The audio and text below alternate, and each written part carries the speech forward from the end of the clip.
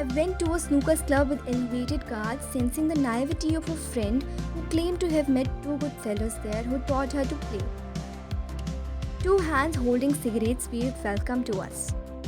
They offered a cigarette and we said no, and I had almost gotten my frown ready for the insisting part, but just then, there he said, "Good kids," and kept it back. And I had almost gotten rid of the traces of the dead frown, and one of them said, "Drinks?" pointing to the bar at the corner. We of course said no, but he chose to unhear it and went straight to the bar.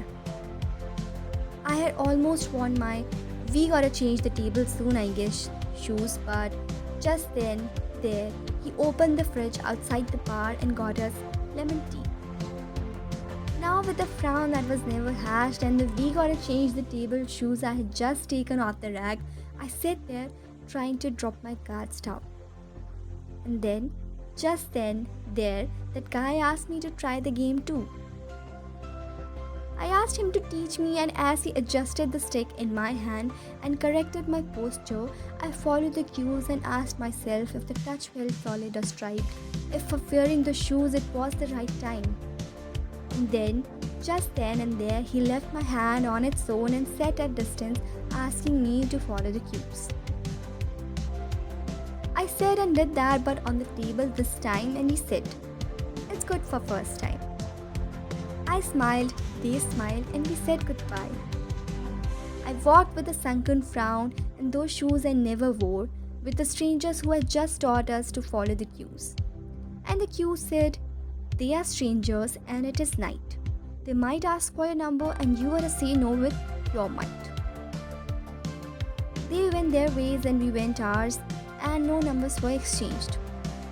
Well, it doesn't have anything to do with how pretty I am, or maybe it does, but let's not change the direction. And the direction is that maybe that cigarette was a cigarette, a drink was just a lemon tea, the touch was neither solid nor striped, and the only issue here was my one and only mind. It reminded me of those who ask, "What do you need?" on being asked, "How are you?" of those who have forgotten the use of "I'm fine, thank you." Now, I don't mean to say that we gotta trust strangers just like that, as of course it's a scary world out there, the ones who murder, lie and cheat, and the ones who don't like poetry. But what I mean is, how about trying to create a bit of space also for the nothingness and the "how are yous"?